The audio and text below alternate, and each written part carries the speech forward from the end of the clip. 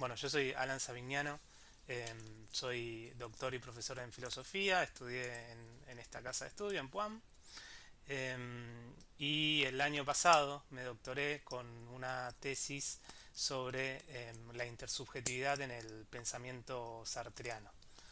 Em, Como este año se conmemoran los 80 años de la salida del Ser y la Nada, y hasta donde yo me enteré, por lo menos acá en Argentina, o por lo menos acá en la ciudad de Buenos Aires, no estaba pasando absolutamente nada al respecto, como si no, no fuese un hecho para celebrar y para, para hacer algo. Bueno, se me ocurrió presentar este programa de seminario, eh, que va a ser una lectura, ¿no?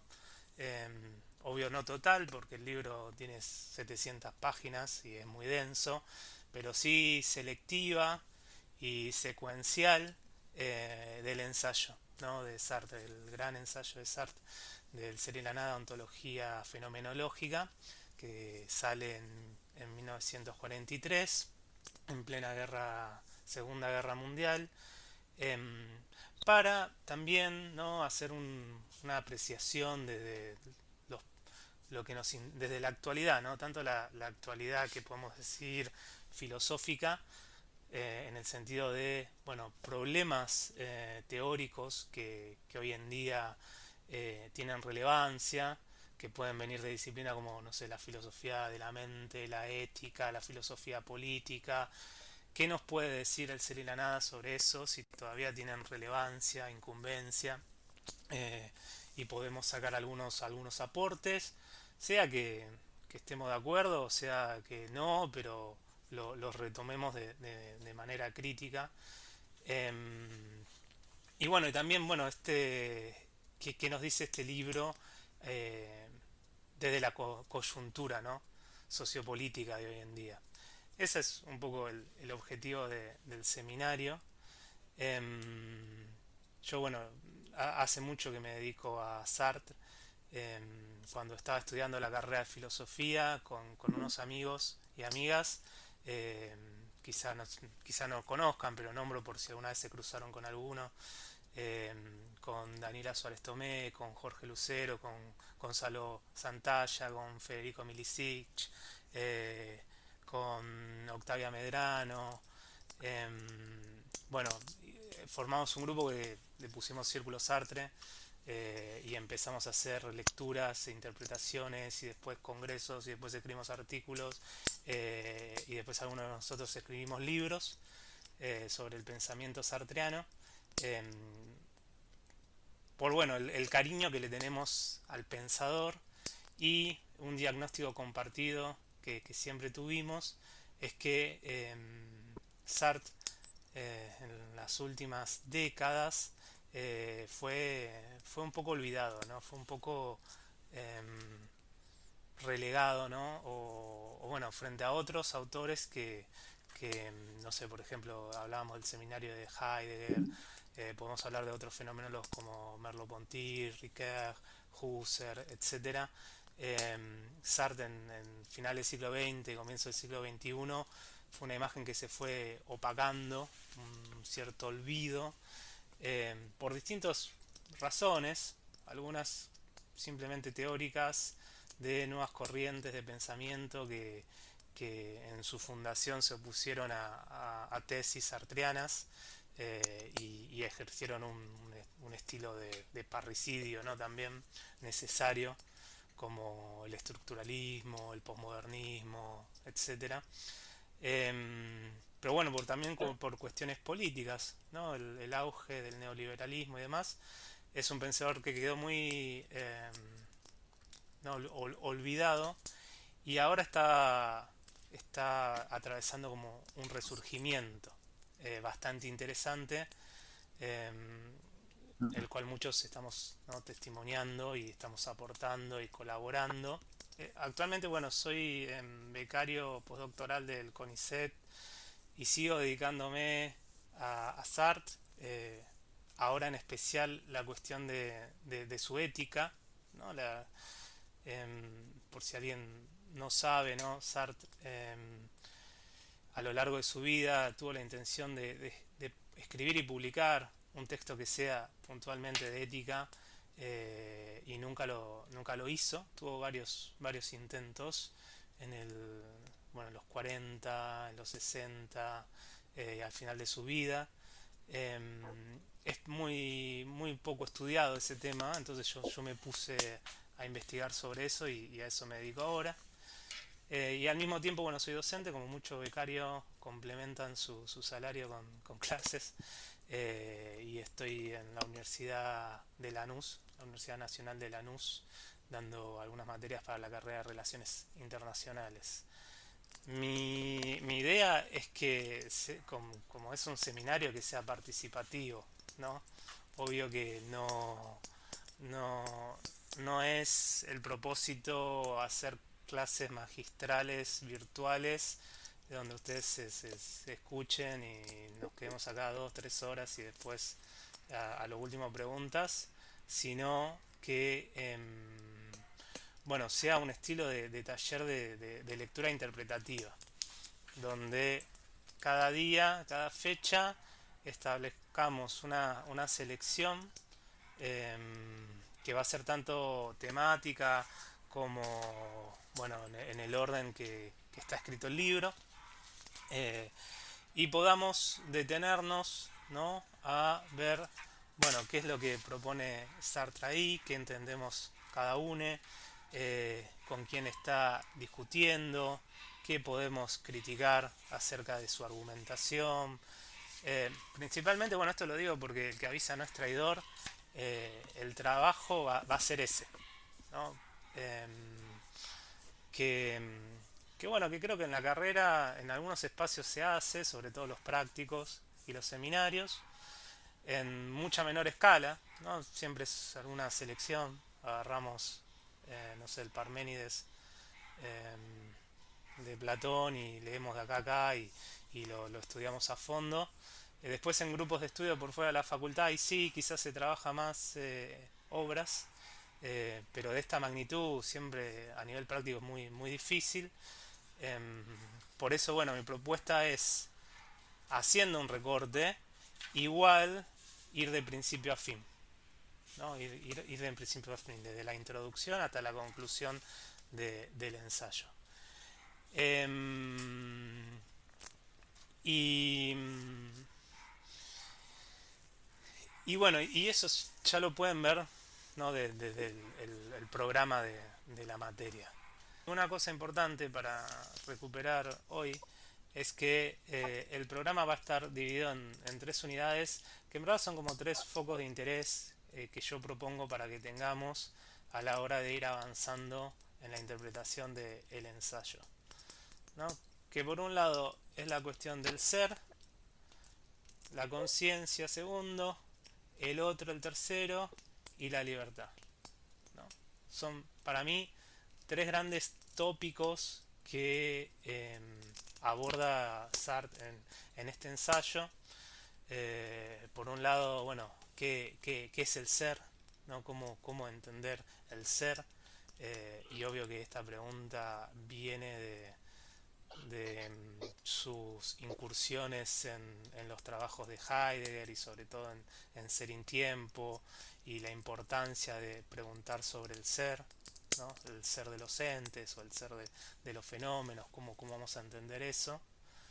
Eh, y esa pregunta también, ¿no? Si una de las características del ser es la manifestación, manifestarse, a quién se manifiesta, da paso a la pregunta sobre la conciencia, ¿no? Sobre, bueno, a quién se le presenta el fenómeno, qué es la conciencia y qué características la definen como tal, ¿no? Qué estructuras a priorísticas podemos identificar. eh, una pregunta que no solo tiene una raíz en Heidegger, sino que también en Husserl, ¿no? Por otro lado, la cuestión de que la conciencia no está sola, sino que se encuentra ya desde su surgimiento al mundo con el otro. Eh, bueno, cómo se vive la presencia del otro en el ser. Y seguro muchos temas del ser y la nada, quizá aunque uno no lo haya leído, los conoce de oído por, eh, para mí, la trascendencia que tuvieron, ¿no? En el caso de la alteridad, alguna vez ustedes me dirán, habrán escuchado sobre la mirada y el ser visto y el conflicto y la estructura sadomasoquista, ¿no? Del ver y ser visto, etcétera. Em, pero bueno, trabajar esta cuestión de que el mero hecho, ¿no? De que existe otra conciencia es la posibilidad de ser mirado, y ser mirado es eh, caer, ¿no? En un proceso de alienación, ¿no? Que otro me tome como objeto, ¿no? Que la conciencia, que de repente es eh, lo que somos nosotros como revelación del ser, de repente sufra una cierta caída porque otro la ve. Y la última unidad es la libertad, que también otro de los hits del ser y la nada, quizá el más grande de todos, ¿no? Eh, del cual surgen muchas malinterpretaciones y una gran vulgata, eh, y después gente que le gusta embarrar la cancha, pero esta cuestión de que la conciencia o la realidad humana en su ser sobre todo es libertad, ¿no? Libertad en el sentido de ser un proyecto que frente a una situación que le es dada, y eso implica un cuerpo en el que nace, un pasado personal, pero también transpersonal, ¿no? En el sentido histórico de lo que sucedió antes de que nosotros saliéramos al mundo. Y como dije antes, la presencia del otro y su mirada frente a esa situación, la persona humana se elige, ¿no? Elige como proyecto. Y eso es lo más propio de sí mismo o de sí misma, ¿no? Esta cuestión de entre un mar de posibles que le son dados, ¿no? Que son restringidos y son limitados y son finitos, se elige, ¿no? Se elige. Y hay una elección original, primaria, que es lo que Sartre llama, bueno, la persona humana, que es lo que después explica las pequeñas decisiones empíricas, los pequeños, incluso él habla de los deseos, ¿no? Empíricos, ¿no? Porque elijo estudiar filosofía en vez de abogacía o química, por qué siento atracción por esta persona en vez de otra, por qué tengo cierta sensibilidad frente a problemas sociales, etcétera, tienen que ver con esa elección originaria que es lo que se llama el proyecto. Eh, y ese proyecto para Sartre es libre, solamente que esa libertad hay que entenderla muy bien, evitando caer en la idea de uno puede hacer lo que quiera, ¿no? Como todo vale, ¿no? Y que me puedo reinventar en cualquier momento y que puedo de repente borrar, ¿no? Eh, Mi historia previa y reinventarme, ¿no? Y al final la identidad personal es como eh, representar un papel teatral, ¿no? Y un día quiero ser una persona, un día quiero ser otra, ¿no? Acá el compañero Gastón me preguntaba sobre la traducción.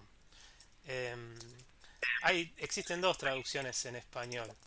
Eh, la, la canónica y actualizada, y que vamos a utilizar nosotros, que es la de Juan Balmar, que publicó en Losada y también está en una colección de libros económicos que es Altaya, que viene de España, y la tienen acá completa, la pueden bajar.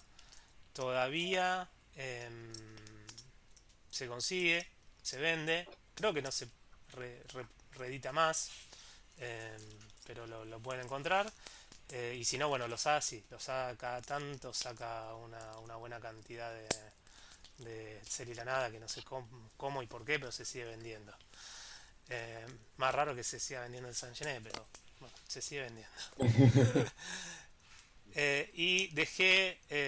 Y bueno, y la otra traducción es de Miguel Ángel Virasoro, que es de los años 40, que es una traducción parcial, que es inconseguible, Pero tenemos el honor, y acá pongan el meme de mi país, de ser la primera traducción del Serie de la Nada en otro idioma, por lo menos parcial, ¿no? Argentina, Argentina, que queda como una curiosidad o para quien se dedique a la historia de las ideas, ¿no?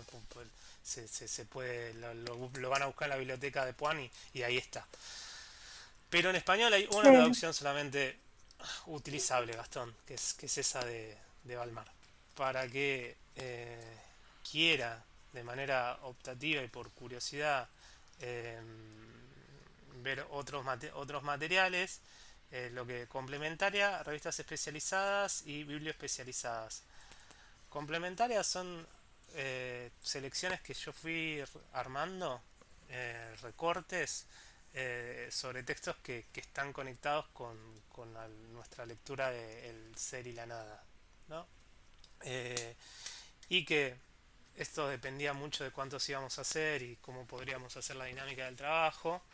Si alguien está interesado puede leer y puede exponer en alguna de nuestras reuniones. Para dar un ejemplo, ¿no? Nosotros en la introducción vamos a ver la cuestión de qué es el ser del fenómeno, qué es el fenómeno del ser, ¿no? Cuáles son las regiones del ser para sí, en sí. Si alguna vez lo leyeron, empezaron a leer el ser y la nada, vieron que está esta primera parte complicadísima, complicadísima, que muchos dejan ahí a mitad no, al principio del camino, ¿no? Porque es agotadora. Una de las recomendaciones que hago, pero acá no va a servir porque este es un seminario serio, pero a otras personas que están interesados en conocer si la nada, es que no empiecen por la introducción, les digo, arranquen por la cuarta parte de la libertad, que se entiende y es mucho más amena, pero acá vamos a ser eh, rigurosos y sí, vamos a arrancar por la introducción.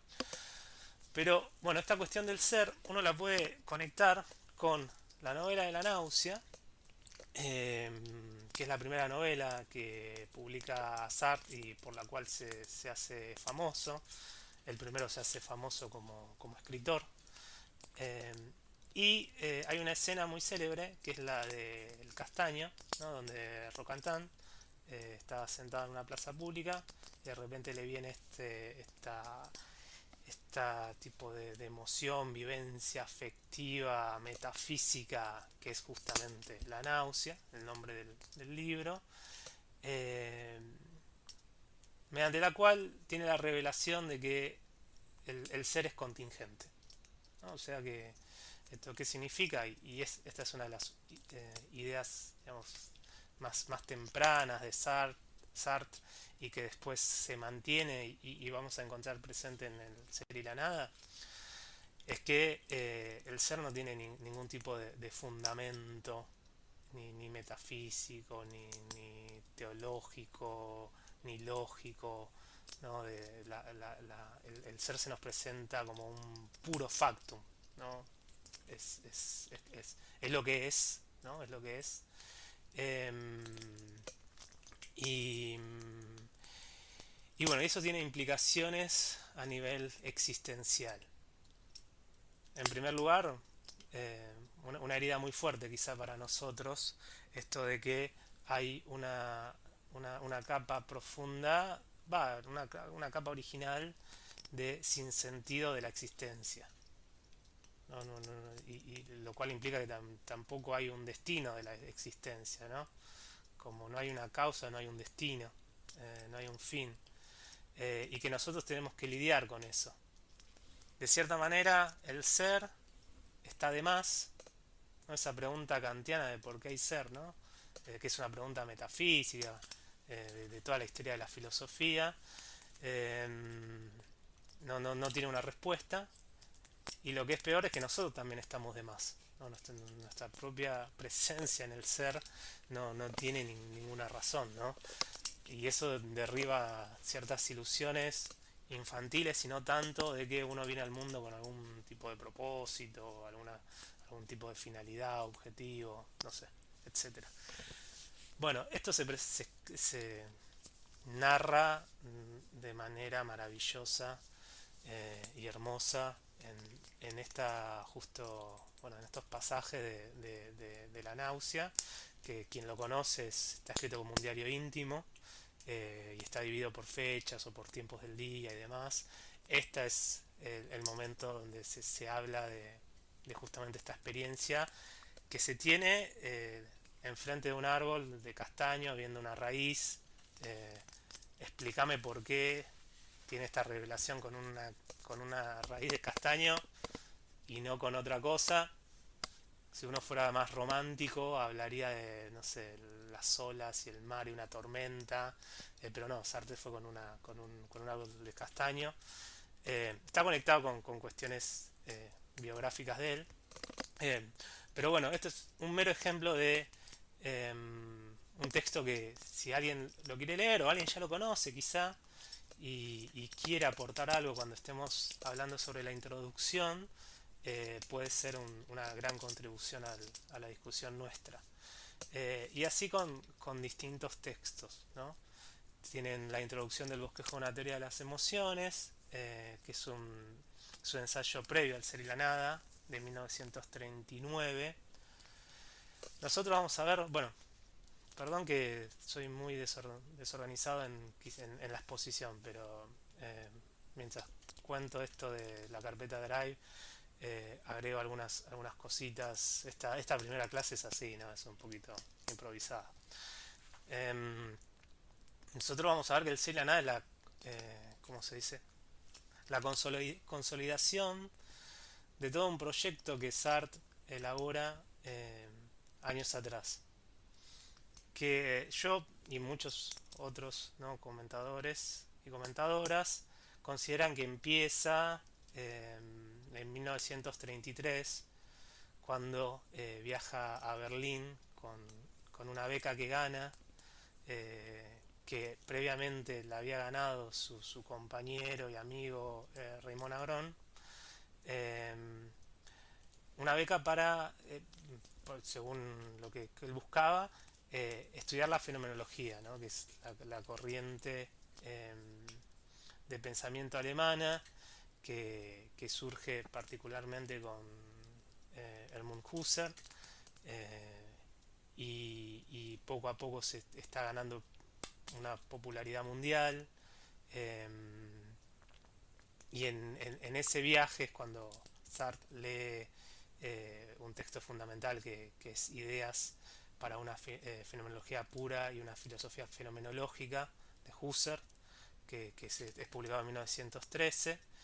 eh, y también, bueno, lee a Heidegger, una partecita de Ser y Tiempo, y desde ese momento empieza a elaborar todo un proyecto de psicología fenomenológica, eh, donde va desde el marco teórico de la fenomenología alemana, estudiar ciertos fenómenos psíquicos como el yo, el ego, la imaginación, las emociones, y bueno, y otras cuestiones menores, ¿no? Pero esas son como las principales. Una psicología fenomenológica que, estas son obviamente hipótesis mías de lectura, eh, todo el tiempo va rompiendo sus moldes y yendo a algo un poquito más grande, en el sentido de que esta psicología constantemente está esbozando una antropología fenomenológica, ¿no? O sea, una descripción de qué es el ser humano.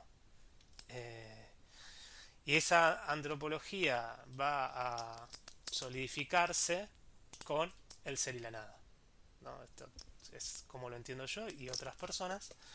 Eh, pero bueno, tiene ese camino, Sartre.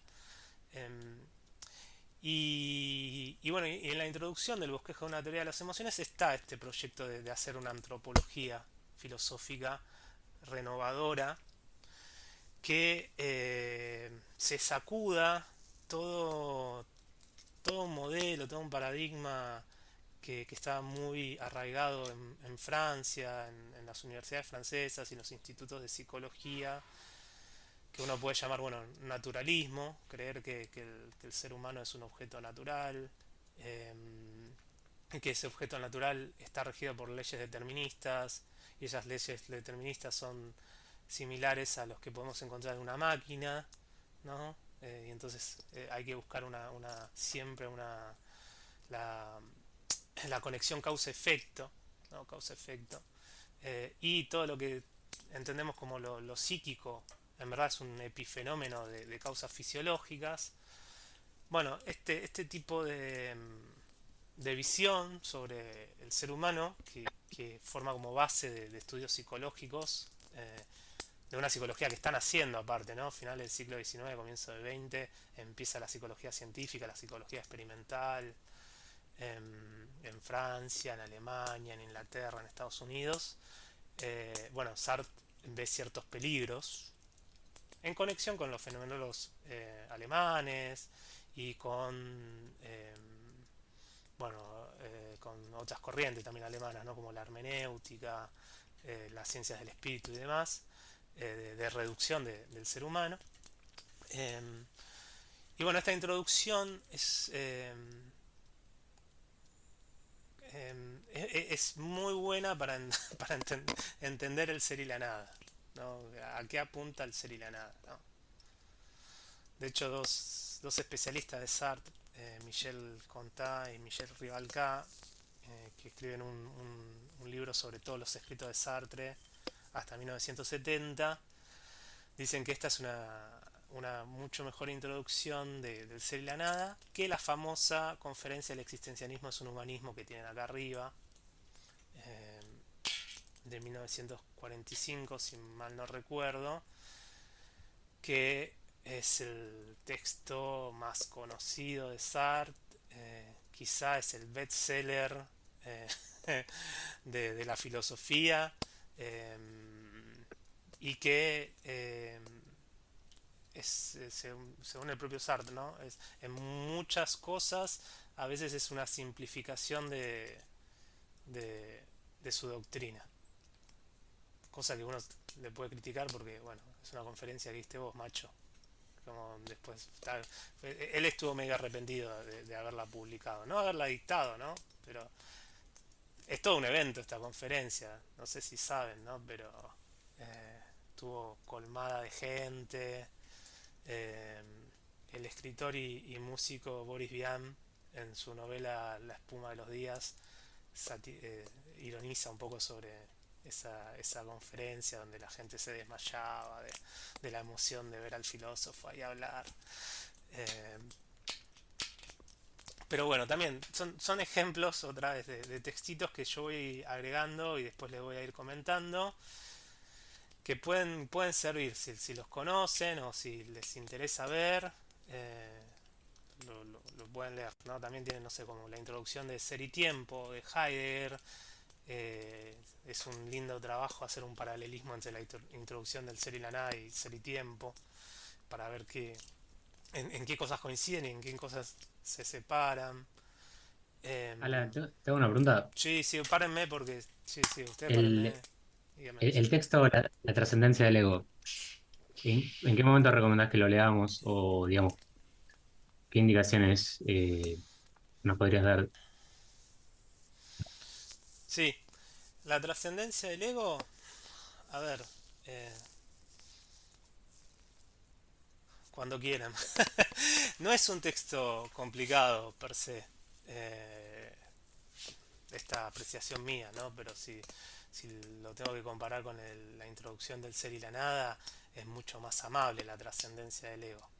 O sea, cada uno según sus intereses y según su bagaje y según, no sé, eh, bueno, eso, sus intereses, ¿no?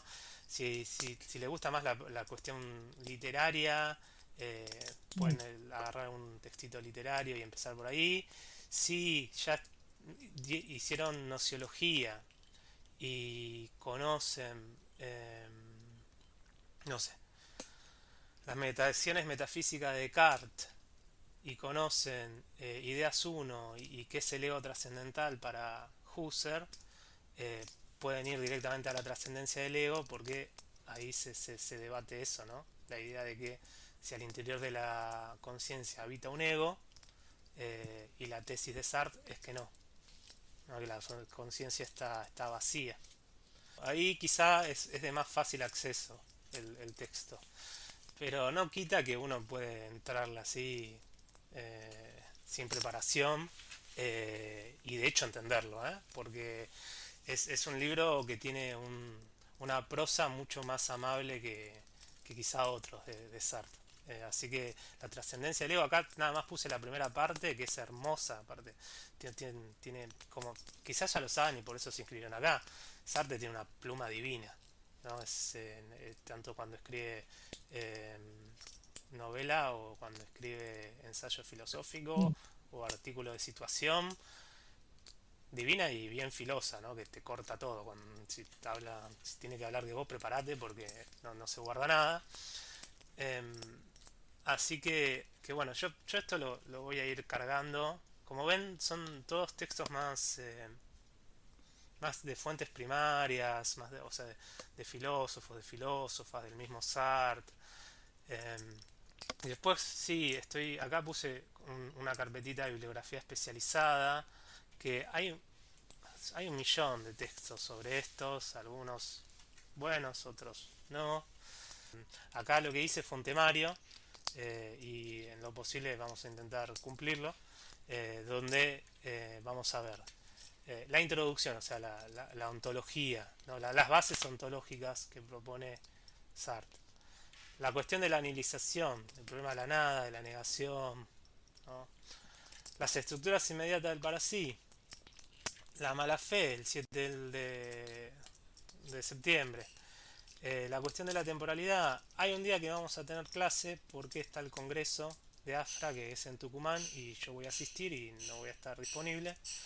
A veces en la Facus no se dan clases, se da sueto por este congreso. Quizá este año lo hacen otra vez, así que este día no. Después, bueno, la corporalidad, para sí, la mirada, la corporalidad para otro, las relaciones con los otros, uno de los movimientos de absorción, las relaciones con los otros, el otro movimiento de neutralización de la trascendencia del otro, la cuestión de la libertad, y terminamos con psicoanálisis existencial y perspectivas morales. Eh, Ese es el orden que vamos a seguir. Para responder a Andrés, en la cuestión de la bibliografía, lo que tienen que saber hasta ahora es que la semana que viene vamos a discutir la introducción. Nos vamos a detener bastante en la introducción. Todo lo demás que dejo acá son recursos tanto para el día de hoy como para el futuro cuando este seminario haya terminado y tengan que presentar la monografía y necesiten material para trabajar. Bueno, acá estoy un poco construyendo ahí una caja de herramientas de dónde sacar. ¿No? Es eso nomás, no se asusten, quizá lo tuve que haber dicho apenas arranqué con la reunión, ¿no? Que lo que les estoy mostrando no es, che, voy a exigir que lean todo esto y lo voy a evaluar, vamos a hacer examen oral. No. Es nada más para que dispongan de material. Eh, y como les decía, no tenían esto de bibliografía especializada. Bueno, algunos textos que encontré de comentarios, el famoso libro de un profesor de la casa, Samuel Cabanchik, que saca en el 84, El absoluto no sustancial, muy útil. Quien tiene tiempo lo puede leer, ahora o en el futuro. Un famoso texto de Catalano, un profesor estadounidense que hace un comentario parte por parte, capítulo por capítulo, casi renglón por renglón del de la nada. En inglés, perdónenme, pero hay muy poco material en español. Yo lo que encuentro les aviso y se los doy. Eh, un capítulo sobre Sartre en un gran libro sobre el movimiento fenomenológico de Spiegelberg, también inglés, si pueden leer, bárbaro. Un pasaje de la biografía de Cohen Solal, es como la biografía oficial de Sartre, eh, que está en español también, pero bueno, no está digitalizado, no lo encontré yo. Eh, que lo recomiendo por si quieren conocer la vida de Sartre.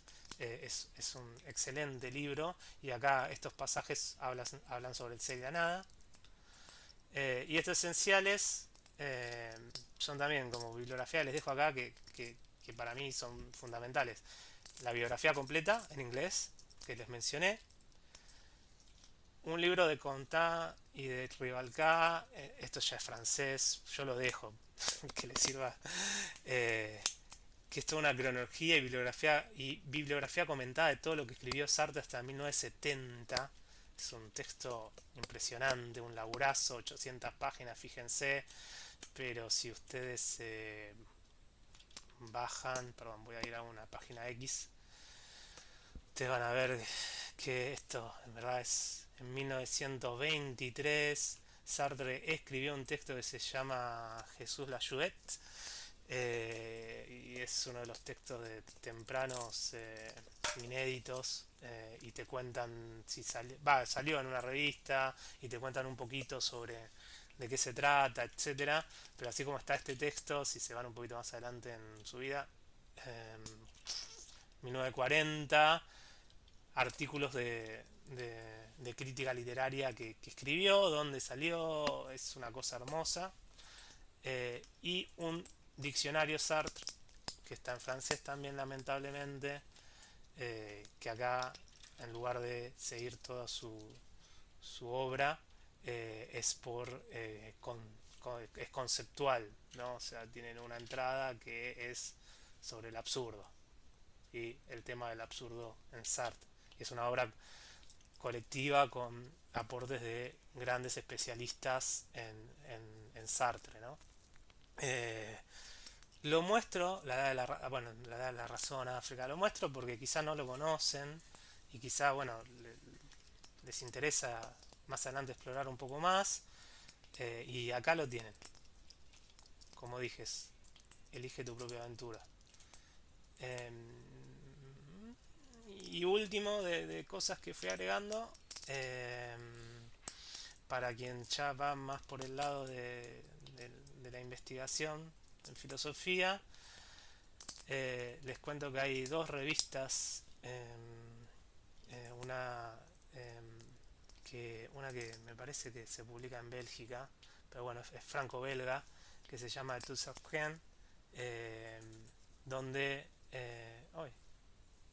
bueno, supongo que si lo descargas después te manda el link de la página, donde se publican artículos sobre Sartre, ¿no? Es una revista especializada, que está en función hoy en día todavía. Y después una en inglés que es Sartre Studies International, eh, que también, ¿no? Si quieren encontrar material actualizado, acá les dejo las dos, donde pueden hallar cosas interesantes. Em, em, y último, también fuente de materiales, para utilizar es, no sé si conocen, pero hay una página, maravillosa, que se llama Internet Archive, que es un proyecto de registrar y preservar todo lo que aparece en Internet, por lo menos de acceso público, y tiene una parte que es de bibliotecas de obras digitalizadas, y esto no es piratería, también ahí están los espacios de piratería, si quieren. Eh, pero esto es como ir a una biblioteca y pedir prestado un libro, donde hay una cantidad enorme de textos de Sartre, la mayoría en otros idiomas. Eh, bueno, por último, les había dicho, ¿no? El link de esa página. eh, Ahí está. Tremenda, que, bueno, tienen mucho material, sobre todo, bueno, en el idioma original en francés, en inglés, y alguna que otra cosita en español, que, al cual pueden, acá con el filtro, 10 libros en español, no hay nada en español casi. Bueno, no sé, lindo, uno puede leer El Muro, Las Moscas, A Puerta Cerrada, La Trascendencia del Ego, de Existencialismo. Bueno, están los hits. Em, bueno, nada, son herramientas que pueden utilizar. Vamos, ¿estamos bien? ¿Alguien quiere hacer alguna otra pregunta? Alan, Sí, ¿Cuál era el texto que habías dicho que era mejor introducción al ser y la nada que el existencialismo es un humanismo? ¿Qué haces, Tommy? Bien, todo bien. Según Constant y Rivalcá, la intro de El bosquejo de una teoría de las emociones, Ah, está. que está ahí en la carpeta compartida. Genial. Gracias. Sí. Acuerdo más o menos con eso, ¿no? Porque como, a ver, eh, ese libro en verdad es una partecita de otro más grande que no, nunca llegó a la luz, que nunca vio la luz, que se llama La Psique. Que Sartre empieza a escribir más o menos en 1937 y en el 38 lo abandona. Eh, que según los diarios de guerra que él escribe cuando es movilizado bueno, por la Segunda Guerra Mundial, estaban muy empapados de husserlianismo. Eh, y entonces de repente, de poco a poco, va abandonando el pensamiento husserliano, o lo que él piensa que es el pensamiento husserliano. También esto coincide con las lecturas de Heidegger, con la traducción de Henri Corbin, que es el que introduce el francés a Heidegger. Y bueno, y abandona esta obra que hasta el momento tenía como 400 páginas, o sea, era una bestialidad lo que tenía preparado. Se supone que algunas cuestiones del ser y la nada son eh, un reciclado de lo que había en este texto de la psique. Pero hay mucha cosa nueva, y eso lo sabemos porque si leemos esos diarios de guerra, ahí Sartre anotó primero lo que le pasaba día a día como soldado, anécdotas de cuestiones graciosas, ¿no? Hoy jugué al ajedrez por 5 horas con tal y tal otro, le gané, estoy re orgulloso. Eh, Extraño al Castor y a mis novias. Y después ideas sobre, bueno, el tiempo, ¿no? Retomo el tema del tiempo, que había trabajado en la trascendencia del ego, pero ahí tenía una visión muy instantanista, volcado como que solamente el presente existe y el pasado y el futuro no. Bueno, todas esas reflexiones que él escribe, no sé, en esos cuadernos, cuando todavía no estaba la pretensión de elaborar un ensayo de ontología fenomenológica. ¿No? Tenía tiempo libre y escribía eso al mismo tiempo que escribía La Edad de la Razón. Y escribía 1 millón de cartas. Eh, bueno, ahí en el cuaderno, en los cuadernos, se ve mucho de lo que después constituye el ser y la nada. ¿No? Lado izquierdo.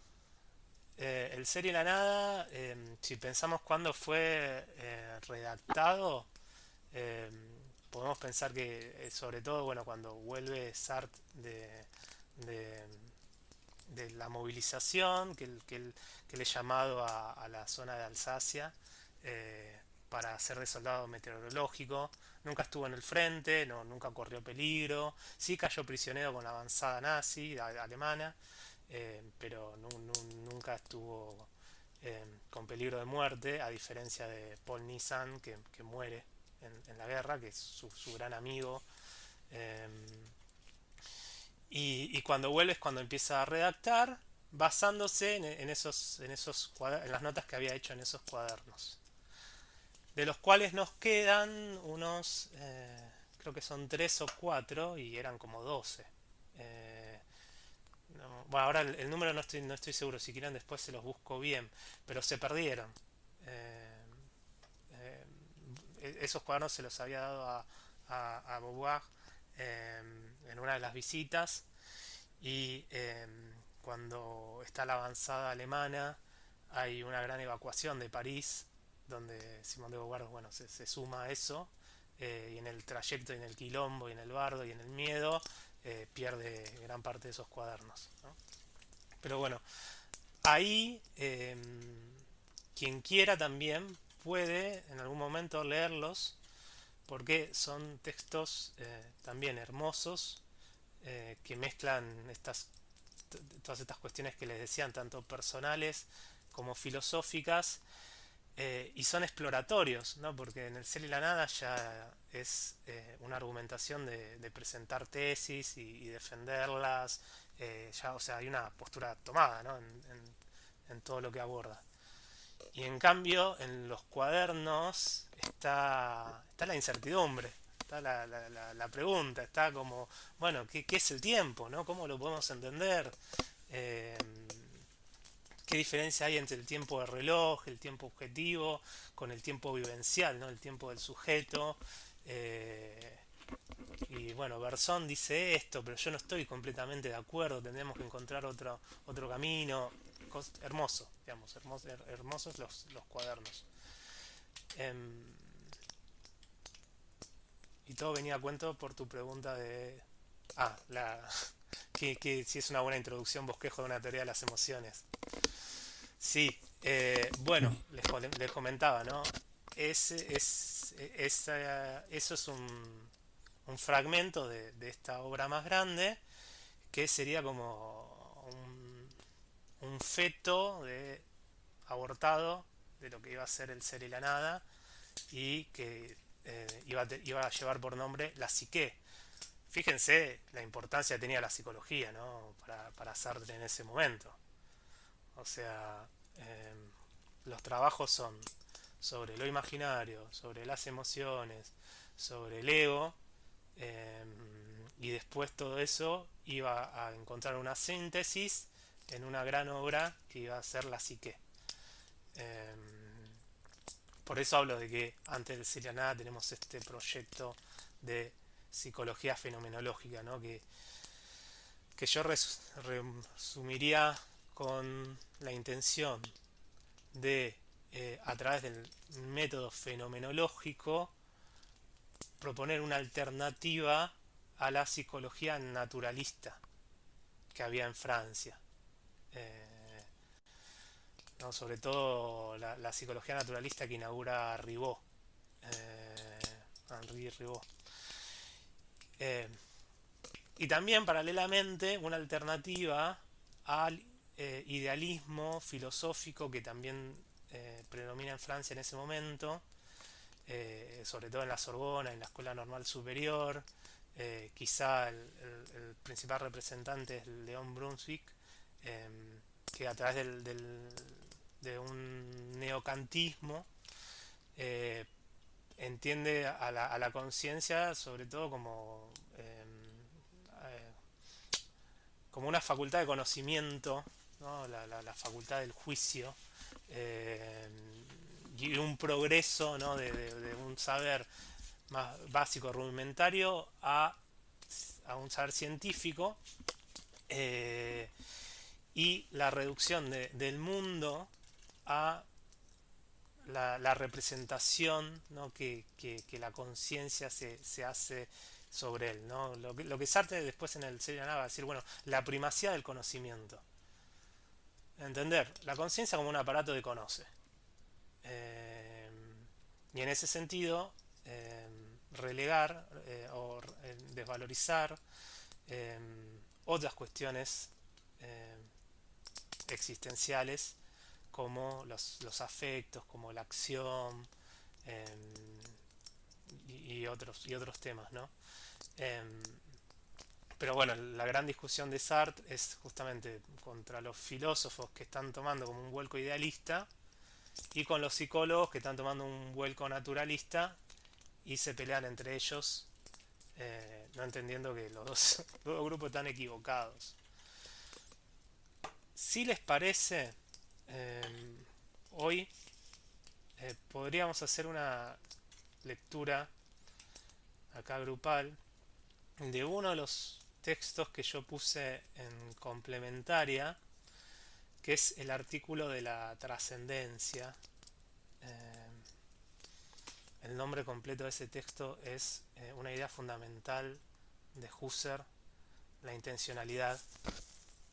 Perdón, dije trascendencia, quise decir el artículo de la intencionalidad. Eh, lo voy a buscar yo por acá. Acá está. Alan, Sí, ¿Te puedo hacer una pregunta? sí, todas las que quieras. Eh, no, me quedó picando una cosa que comentaste antes en el arranque de la clase sobre la vigencia del ser y la nada, 80 años. Y nada, me interesaría ver si puedes desarrollar un poco eso. O sea, ¿en qué aspectos vos ves que hay una vigencia no sé si lo decís de la obra como tal, o con el pensamiento sartreano, si es de algún aspecto del pensamiento sartreano? Eh, no sé o cuando hablamos de vigencia, si es una vigencia que tiene un alcance más en el círculo, digamos, de la filosofía, en el mundillo, digamos, de la filosofía, en las universidades, en los congresos, o si tiene un alcance más cultural, más social.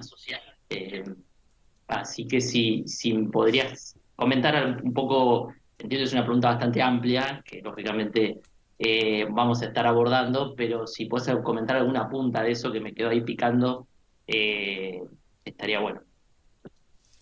Sí, buenísima la pregunta. Y sí, es bastante amplia. Y de hecho es uno de los objetivos del seminario, hacer juntos, juntos de manera colectiva. Pero puedo dar algunas puntas para que empecemos, claro.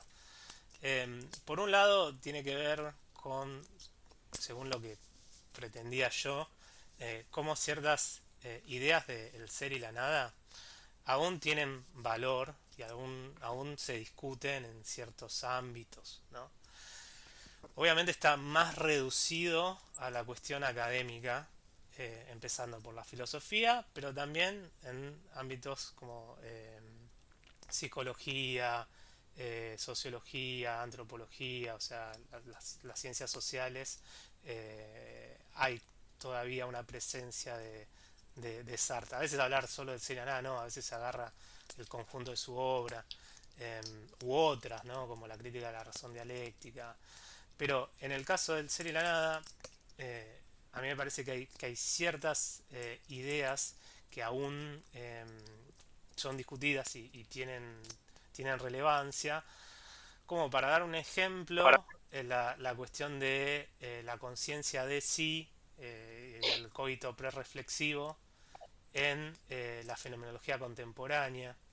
Em, no sé si vos, Francisco, justo hiciste nocio, sabes un poco de ahí del ámbito, que es medio nicho también, pero bueno. Eh, pero hay un pensador danés, Dan Zahavi, que estudia mucho la cuestión de la identidad, y después, bueno, la identidad en relación con la alteridad y la conciencia de grupos y otros temas. Y una de las cosas que toma, no solo de Sartre, sino también de Husserl y otros, pero es esta cuestión de que la conciencia primaria es irreflexiva, ¿no? O sea, no se toma así como objeto. Conciencia de sí no es conocimiento de sí, sino que en un acto perceptivo de un objeto externo como puede ser un mate, la conciencia es consciente de sí no, de una manera distinta a como es conciencia de mate, ¿no? Y eso tiene ciertas implicancias. Bueno, Zahavi discute mucho y aborda mucho la trascendencia del ego y también cuestiones del ser y la nada. En, no sé, psicología social, toda la doctrina del ser para otro y la mirada es muy valiosa, ¿no? Eso de que el encuentro con el otro eh, no es primariamente yo tengo conciencia de un objeto y ese objeto está animado, es un cuerpo que tiene una actitud vamos a decirlo así, medio, que tiene un alma que lo comanda, como diría Aristóteles, sino que parece que hay una experiencia más original, que es que primero soy mirado por el otro, o sea, yo me siento un objeto para el otro en vez de yo capto al otro como objeto. Y eso es importante tanto, no sé, en psicología genética, cuando se habla de la formación de la identidad de un niño, de la conciencia de un niño, el valor de la mirada y en, no sé, por ejemplo en la corriente lacaniana, ¿no? Todo el artículo sobre el estadio del espejo, muchas veces se cruza con el texto de Sartre, Después hay otras cosas más de, bueno, de discusiones sobre influencias y demás, que es otro tema. Pero bueno, la importancia de decir que la primera relación con el otro es sentirse ser visto en el sentido de ser objeto del otro. Em, o en cuestiones de sociología, de conflicto, de grupos, como necesariamente un otro eh,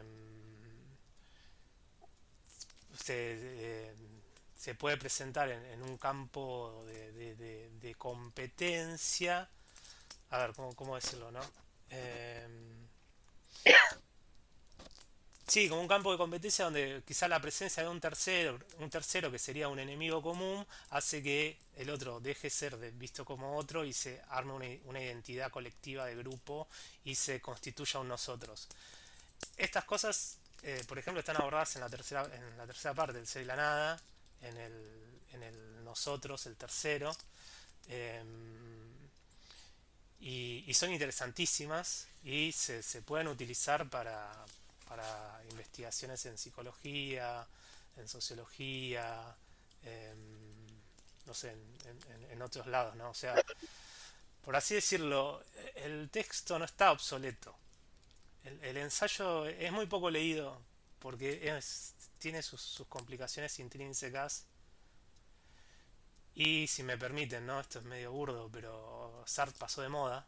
eh, o sea, al fin del siglo XX, las corrientes como el estructuralismo y el posmodernismo medio que hicieron de Sartre un enemigo público. Y quizá alguno de ustedes escuchó, ¿no? Que, no sé, Foucault como Derrida decían cosas como: este tipo tiene la mente de un filósofo del siglo XIX. eh, Bourdieu. Bourdieu también. eh, no, es como que de repente era como, bueno, peguémosle a Sartre. Em, y eso hizo que su obra sea un poquito olvidada, ¿no? Y como dije, no sé, también el Sartre es un pensador de izquierda, que socialista, que bueno, después de Ser la Nada tiene su etapa teórica donde adhiere al materialismo histórico, y hace una actualización, ¿no? Del marxismo. eh, y muy combativo, muy de defender, por ejemplo, la lucha armada. Y eso, o sea, en los años 80, 90, perdió el encanto, o bueno, aparecieron otras cosas, y apareció, bueno, como dije, el neoliberalismo, y acá en Latinoamérica aparecieron las dictaduras. Es así, digamos. Eh, Sartre acá era releído. Eh, Releído. Por un lado, igual sí, ¿eh? Por un lado, popularmente por su literatura, ¿no? Se vendían muy bien los libros que editaba Losada, y Argentina traducía a Sartre para todo el mercado hispanoparlante. Eh, pero por otro lado, por distintas generaciones intelectuales. Primero por los existencialistas académicos como Carlos Astrada, Miguel Ángel Virasoro, Vicente Fatone, en los 40, en los 50. Y después por la generación denuncialista de la nueva izquierda, con los hermanos Viña, y especialmente después el trío de Mazota, Correas y Sebrelli, que estaban fascinados con Sartre. eh, y más adelante, por ejemplo, bueno, Juan Pablo Feynman, ¿no? Gente que se fue muy recientemente, ¿no? Horacio González, eh, revalorizaba muchísimo, ¿no? El pensamiento sartreano. Eh, y en ese sentido, bueno, yo pienso que por eso es un libro que como que todavía no está muerto. Es más, le digo una confidencia. Según me llegó, según llegó a mis oídos, cuando en la junta de departamentos estaban hablando sobre las ofertas de seminarios que presentaban distintos docentes, un argumento para probar el mío fue, bueno, qué bueno que alguien hable de Sartre, porque eh, acá no se está estudiando, ¿no? Y metámoslo porque falta, ¿no? Como que hay una vacancia, hay una ausencia. Em, entonces, todo esto viene a cuento para decir que, o sea, el ensayo tiene cierta relevancia. eh, Hoy en día está siendo muy trabajado por círculos de estudios sartreanos que existen en Latinoamérica, en Europa, en el mundo anglosajón. eh, y bueno, y de a poquito, a medida que, que- que valga la pena, si quieren los voy a ir actualizando, ¿no? Les voy a ir tirando algún dato. Em, pero bueno, no sé si a eso te referías o...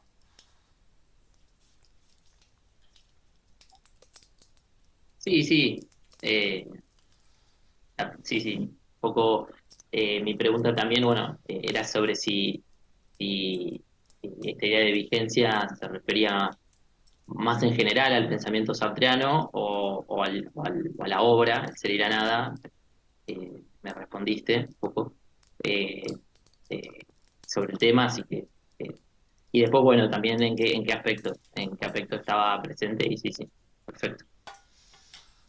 Sí, bueno, eso, en particular, o sea, es el ser y la nada, ¿no? La cuestión es que acá tenemos una dificultad, que es que, obviamente, esta obra, Sartre, no es que la abandona, pero escribe cosas nuevas que son presentadas como una superación de eso, ¿no? Obviamente, para él, la crítica de la razón dialéctica es una visión superadora del ser y la nada, ¿no? Y él mismo dice, a veces, ¿no? Haciendo eco de críticas que le hicieron a otras personas, que el ser y la nada es una visión más individualista, que falta el factor social, que falta la visión una visión materialista, en la cuestión de la relación con los otros, que hay esta cuestión del conflicto agonístico y faltaría el, el fenómeno de la solidaridad. Bueno, es una obra que no termina el pensamiento de Sartre ahí, sino que después hay muchísimo más. Eh, pero es un hito y, y es lo que lo pone en el mapa, para mí, en el campo filosófico. No quizá cuando sale el libro, porque el libro cuando sale es un fracaso editorial casi, o sea, lo lee muy poca gente. eh, Hasta que quizá después del fin de la guerra, Sartre se vuelve una vedette, eh, porque el existencialismo se pone de moda con él, y ahí sus novelas y la revista Los Tiempos Modernos y su conferencia El existencialismo es un humanismo y su viaje a Estados Unidos, hace que empiece a ser mundialmente conocido. Eh, pero bueno, el ser y la nada es realmente para mí, ¿no? Opinión mía, es lo que consolida como un tremendo filósofo, ¿no? De gran calibre, porque se podría decir. Bueno, gran calibre me hace acordar, ustedes, ¿no? Seguramente conocen a Tomás Abraham, eh, que él tiene un libro de, no sé, creo que son de los 80, algo así como pensadores petizos o pensadores bajos, no sé si alguien lo conoce, el libro lo tiene. Eh, y ahí lo pone a Sartre, ¿no? Es como, bueno, que no es un gran... si lo tenemos que comparar a Foucault, lo tenemos que comparar a Heidegger, eh, no sé si es un chiste sobre la altura de Sartre. Creo que también es un diagnóstico de que, che, qué poca importancia tiene Sartre hoy en día, en la década de los 80. Abraham también fue un gran enamorado de Sartre y de hecho su viaje a París, a Francia, era para estudiar Sartre y de repente tiene contacto con la doctrina Foucaultiana y Foucault y hace un giro. Eh, pero bueno, otra vez para hablar sobre bueno cómo la recepción de un pensador tampoco es algo estable y, y fijo, ¿no? Hay como altibajos, es una cuestión dinámica. Lo que propongo para hacer, eh, gracias Emanuel, ahí estoy viendo el chat, es si quieren hacer una lectura rápida de una idea fundamental de la fenomenología de Husserl, la intencionalidad, porque esta es otra gran introducción a la introducción del ser y la nada, ¿no? ¿Por qué? Porque, como dije, el subtítulo de la obra es Ontología fenomenológica. Obviamente lo de ontología nos está hablando de una rama de la filosofía que se dedica al ser y a los entes y al ser del ente, y fenomenología nos está hablando de el método que se va a utilizar, ¿no? Para hacer esta pregunta sobre el ser. Y la fenomenología, desde ese viaje del 33 que hace Sartre a Berlín, se vuelve justamente, ¿no? Su bandera, su método, ¿no? de reflexión.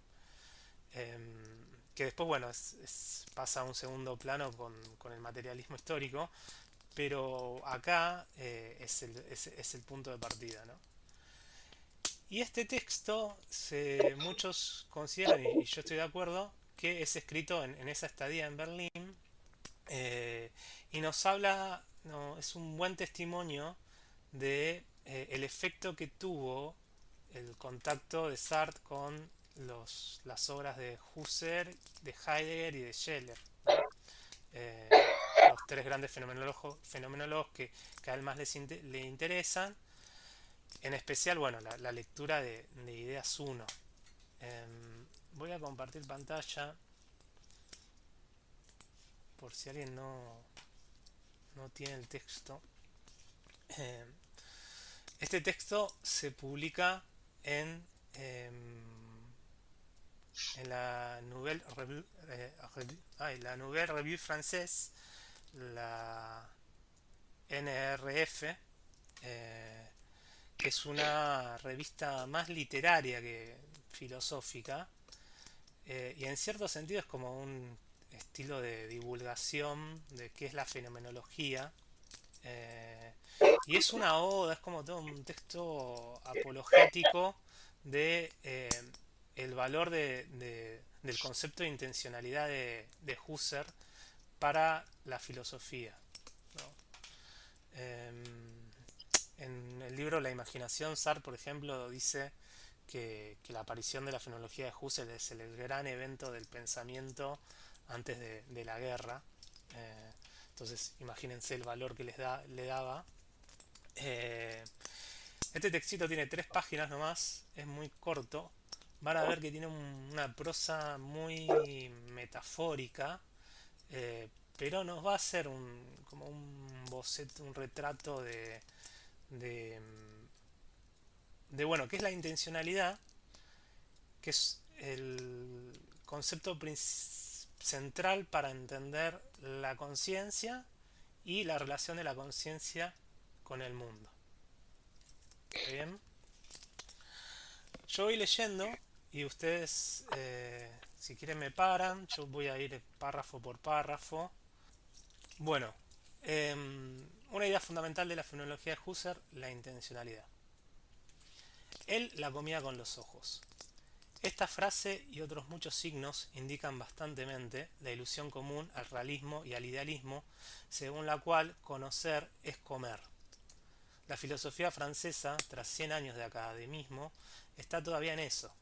Todos hemos leído a Brunswick, Lalande y Meyerson, todos hemos creído que el espíritu araña atraía las cosas a su tela, las cubría con una baba blanca y las deglutía lentamente, las reducía a su propia sustancia. ¿Qué es una mesa, una roca, una casa? Cierto conjunto de contenidos de conciencia, un orden de estos contenidos. Oh filosofía alimentaria. Sin embargo, nada parecía más evidente. La mesa no es el contenido actual de mi percepción, y mi percepción no es el estado presente de mi conciencia. Nutrición, asimilación. Asimilación, decía el señor Lalande, de las cosas a las ideas, de las ideas entre ellas y de los espíritus entre ellos.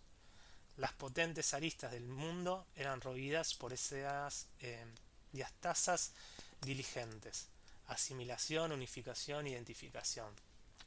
En vano, los más sencillos y más rudos de entre nosotros buscamos algo sólido, algo, en fin, que no fuese el espíritu.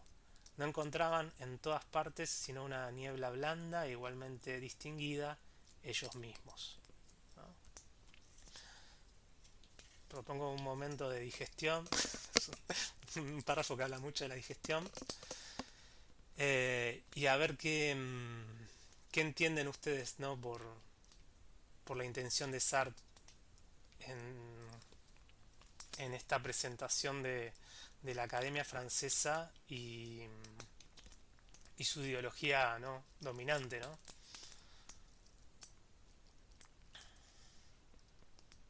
A mí se me pierde bastante el tema de o sea, la discusión que está teniendo con la Academia Francesa, pero me parece que está introduciendo la crítica a la conciencia como un aparato que representa el mundo. O a eso me lleva el espíritu araña que teje las cosas con su telaraña. O sea, entiendo que ese deglutinar que dice se refiere a representar la cosa, eh, o que la cosa ingrese a la conciencia, al interior de la conciencia. Sí, tal cual, ¿no? Si se acuerdan acá, estos profesores que enseñaron a Sartre, de hecho, eh, que siguen una línea neocantiana, el punto de partida es la representación, ¿no? ¿Qué tenemos del mundo, de las cosas? Bueno, representaciones. Habrá que explicar cómo se forma una representación y después se te hará la gran pregunta de representación de qué y cómo podemos... Alan, Sí, y acá cuando habla de araña, cómo decía la araña? Espíritu araña. sí. ¿Tiene algo que ver con la araña universal nietzscheana? Esta figura de la araña aparece como crítica al idealismo, como también es un pensamiento medio aglutinador de todo en la representación. O sea, yo creo que, bueno, no sé si puede ser que Sartre haya hecho una especie de referencia ahí. Nunca lo pensé, creo que podría ser. No conozco la referencia, ¿en Aparece dónde aparece? esa imagen de si la escribe, cuando la dice Nietzsche, la escribe en francés, la Arianie universelle, y creo que está en la Gaya Ciencia, aparece varias veces esa figura. Sí, fantástico. Me da la impresión que sí, que es una buena pista esa, ¿no? Y siempre que la trae es Nietzsche, ¿no? Es apuntando contra el idealismo, apuntando contra los filósofos idealistas. Pero ahí, ¿contra quién está hablando? ¿Contra Hegel? ¿Contra Y con esa Schelling? imagen que ¿Contra él se Fichte? hace, sí, medio hegeliana, o ese Kant mal leído que tiene Nietzsche, medio raro. Eh, El Kant completamente idealista. claro, sí, sí.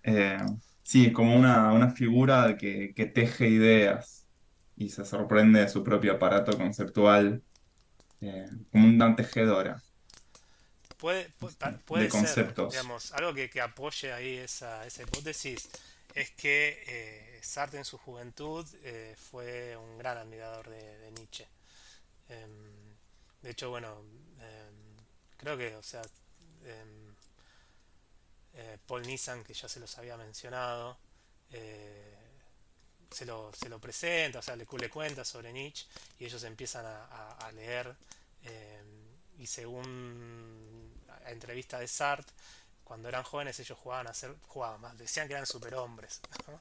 Como que una cuestión medio snob, de, de soberbia, eh, y, y, y muchos, bueno, ven eso en La Náusea todavía, ¿no? En el personaje de Rocantan. Eh, pero todo esto para decir que Sartre leyó bastante de Nietzsche. Estoy seguro que la Galla Ciencia quizá la conocía. Bueno, te decía, sí, seguramente, puede ser. Eh, el espíritu araña. No sé si alguien quería comentar algo más.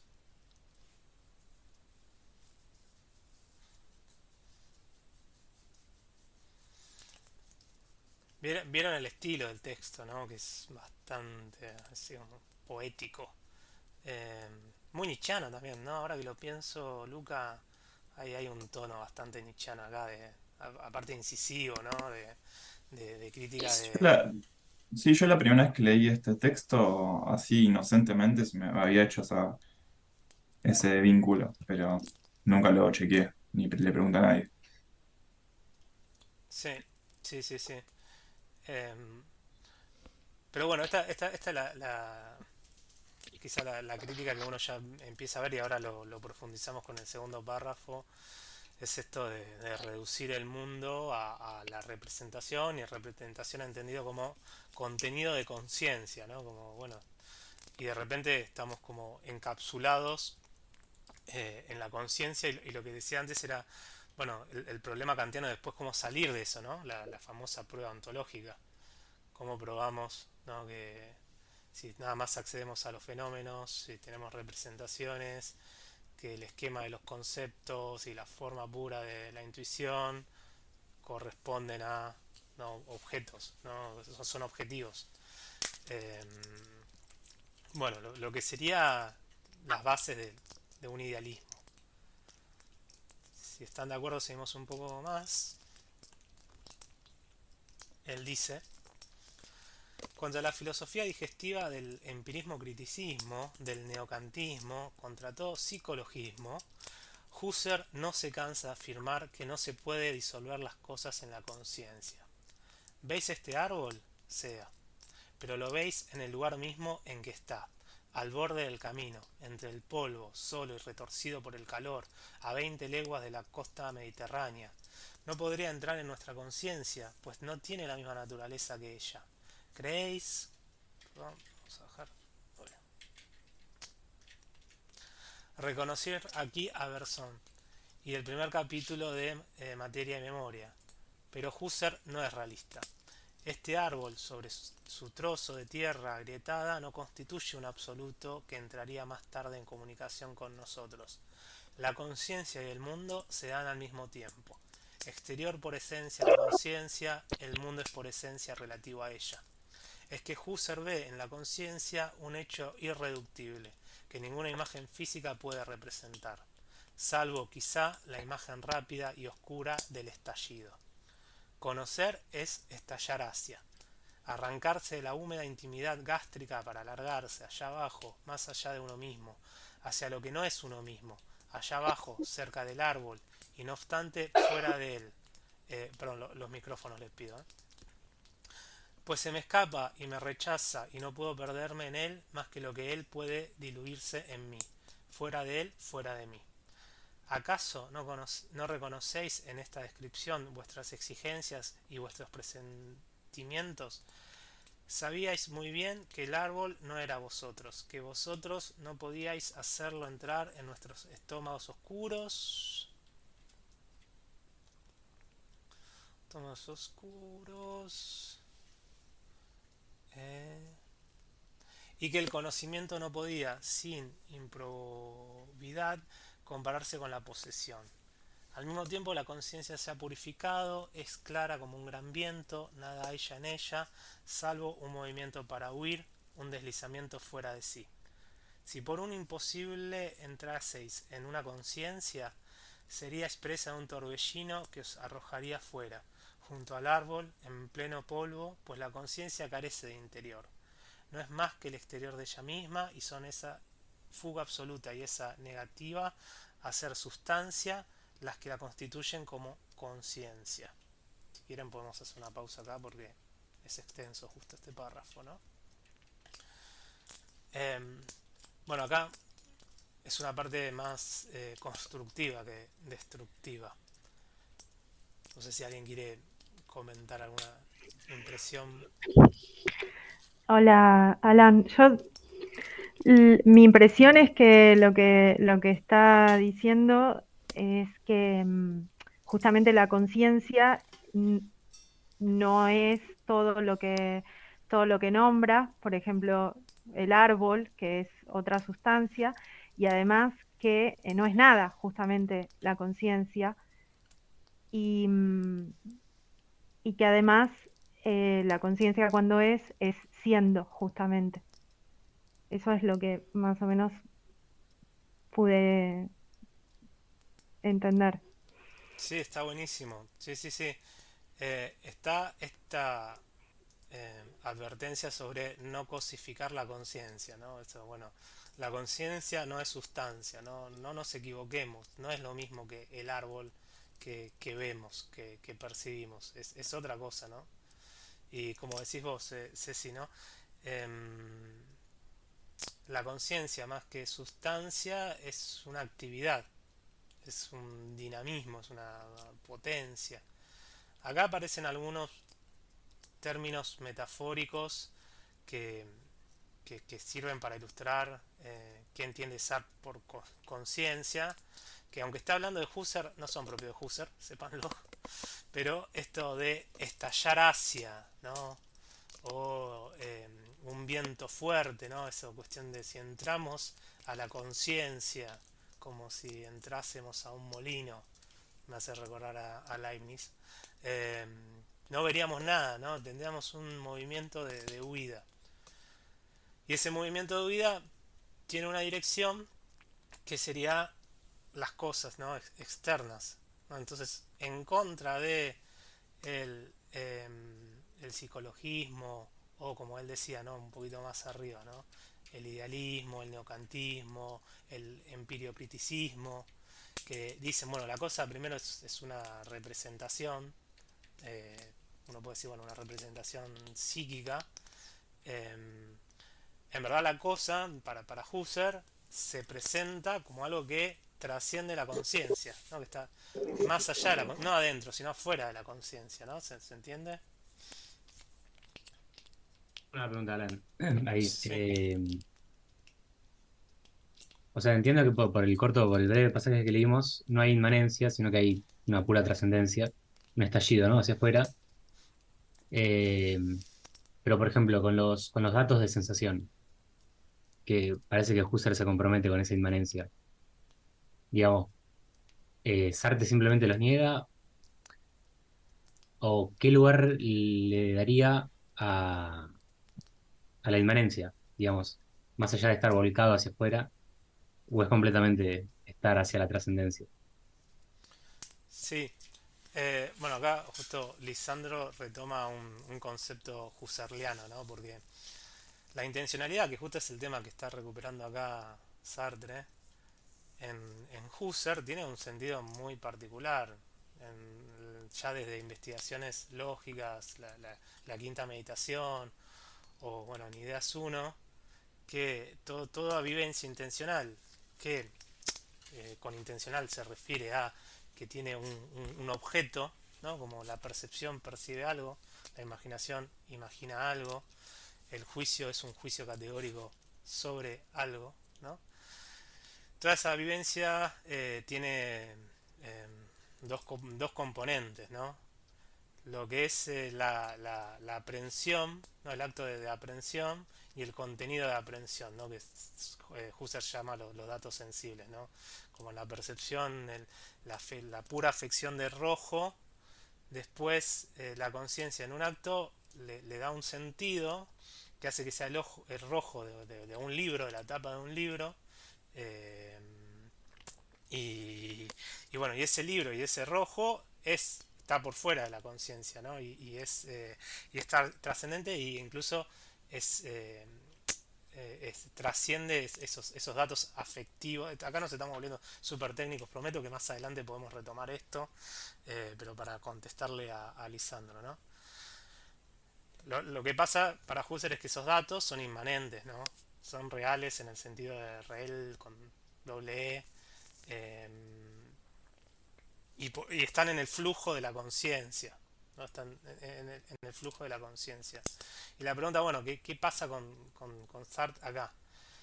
Primero, está obviando ese tema de que todo acto tiene estos dos momentos de la noesis noema y el modo de aprehensión y los contenidos de aprehensión.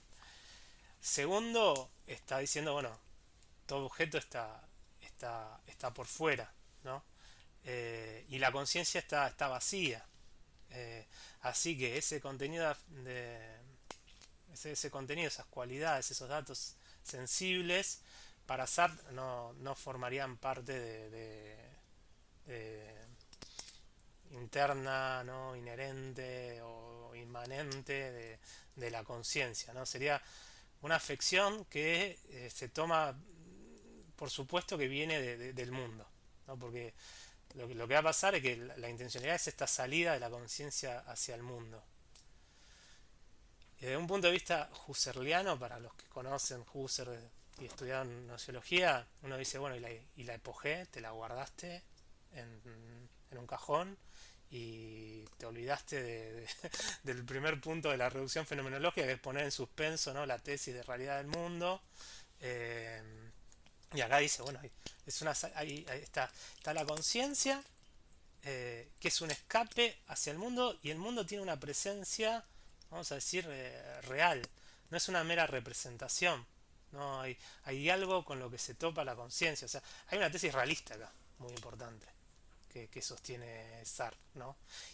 Y que, eh, sin querer queriendo, o bueno, hay que ver, yo creo que no era muy consciente en este momento, parece atribuírsela a Husserl, ¿no? De esa plenitud del mundo, esa positividad del mundo, ¿no?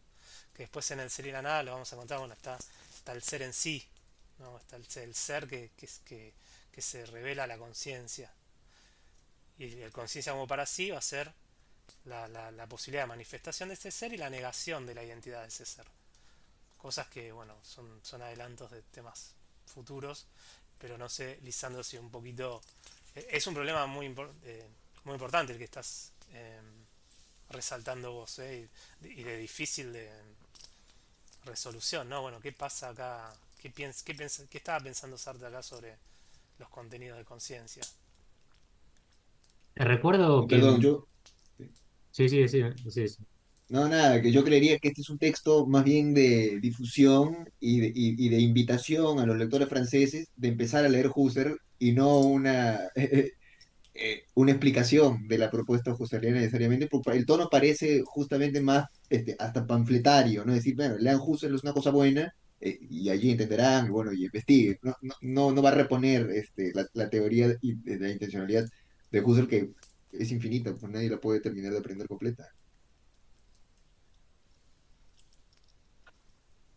Sí, perdón, Lisandro, vos también querías agregar algo.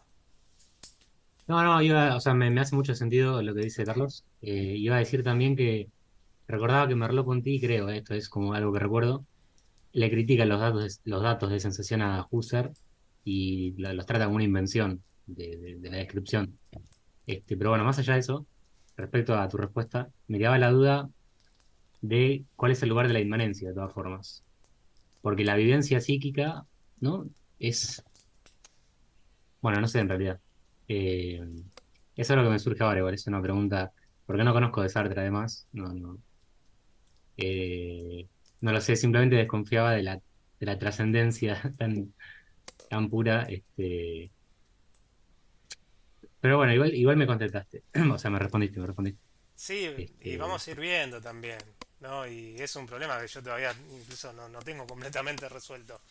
Em, pero, pero bueno, partiendo de lo que tenemos, o sea, desde de acá de nuestro material fuente, vemos esta tesis importante de que la conciencia es un puro salirse afuera, y más adelante va a hablar de trascendencia y unir. Y si eso lo combinamos con la trascendencia del ego y la idea de que, bueno, en la conciencia no habita un ego, vemos que hay una apuesta importante, ¿no? En esa dirección de nada de inmanencia. Y después, cuando veamos la introducción del ser y la nada, cuando habla de que Husserl termina cayendo en un idealismo del estilo berkeliano, porque eh, el ser no es más que la manifestación del ser, Ahí vemos, bueno, otra crítica, ¿no? De que, bueno, parece que ese flujo de conciencia que describe Husserl es una prisión, eh, y un poco el mundo se nos está desvaneciendo y estaría cayendo en lo que está criticando acá del espíritu araña, ¿no? Pero bueno, son dos momentos distintos, fíjense, ¿no? Todavía no pasó por el desencanto de Husserl. Eh, Así que acá lo que está viendo quizá es proyectando en Husserl lo que es una tesis propia. Es muy es típico de Sartre, ¿eh? Sartre es muy... Hay que tener cuidado porque es muy traidor, digamos, muy engañoso. A veces hablando de alguien está hablando de sí mismo. Hay que contrastar eh, sus hipótesis, sus dichos. Eh, pero bueno, no sé si alguien quería agregar algo más.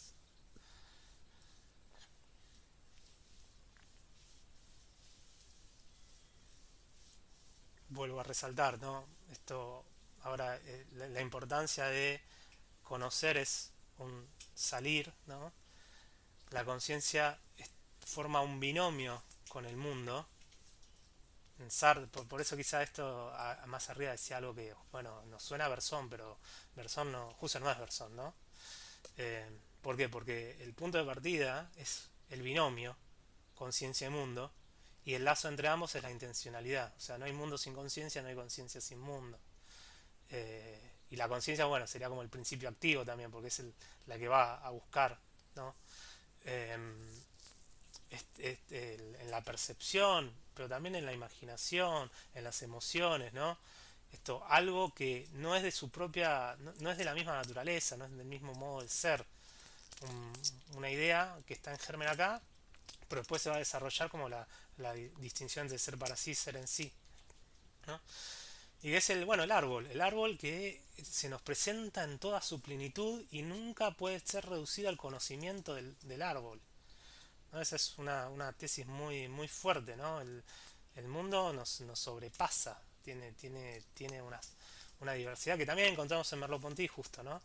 Que no podemos reducir a una función cognitiva de representación, ¿no? Ese es el punto de partida. Eh, y creo que nos habíamos quedado acá, leo un poquito más. Imaginaos ahora una serie ligada de estallidos que nos arrancan a nosotros mismos, que no dejan ni siquiera aún nosotros mismos el tiempo necesario para formarse detrás de ellos, sino que nos lanzan, al contrario, más allá de ellos, al polvo seco del mundo, a la tierra ruda, entre las cosas.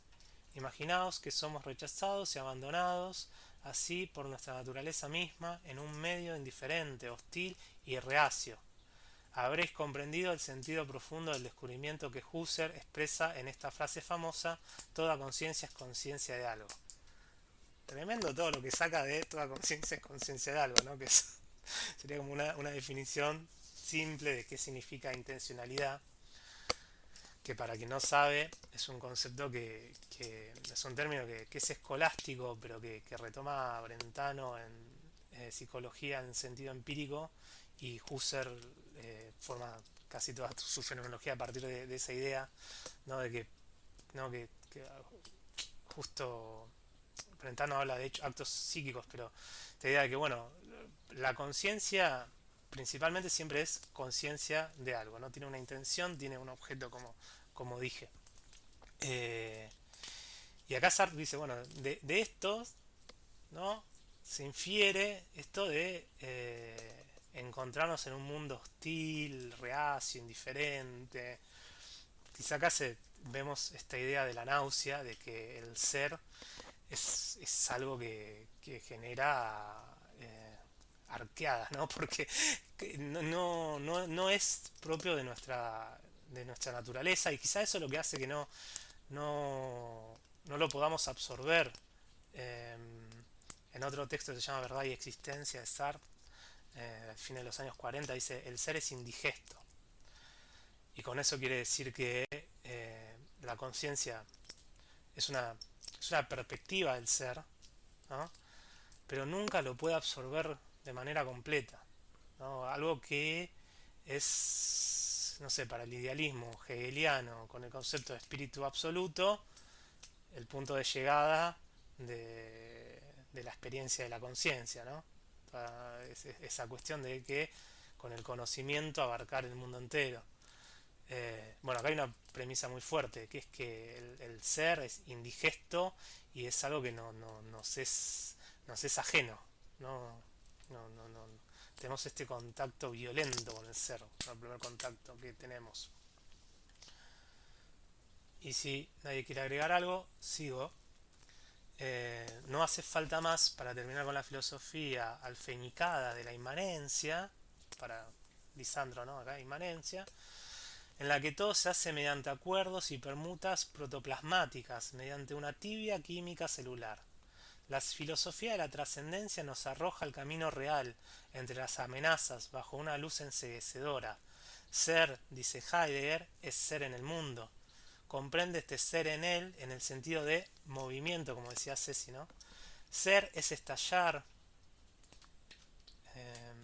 en el mundo, es partir de una nada del mundo y de conciencia para de pronto estallarse conciencia en el mundo. Si la conciencia trata de recuperarse, de coincidir al fin con ella misma, en caliente, con las ventanas cerradas, se aniquila. A esta necesidad que tiene la conciencia de existir como conciencia de otra cosa que ella misma, Husserl la llama intencionalidad.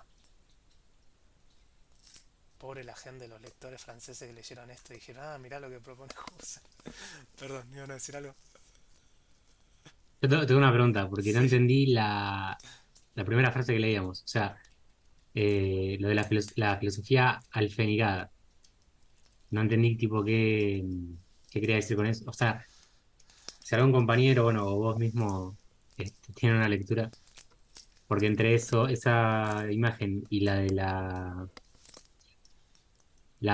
esta cosa de acuerdos y permutas protoplásmicas y una tía química celular, me mató. Sí, podemos a ver, poner en común interpretaciones, ¿no? Creo que lo más fácil es decir, bueno, primero es un palo, es un insulto, ¿no? Es una ninguneada, ¿no? Lo de alfenicada, especialmente. Eh, Segundo, quizá lo podemos conectar con el primer párrafo del espíritu araña, ¿no? Que reduce el mundo a contenidos de conciencia y después, bueno, a ver, esos contenidos, cómo se relacionan entre sí, eh, y esa relación entre sí es lo que forma un espíritu y cómo se relacionan los espíritus entre sí, ¿no? Perdón, sí. Ah, yo saqué el micro.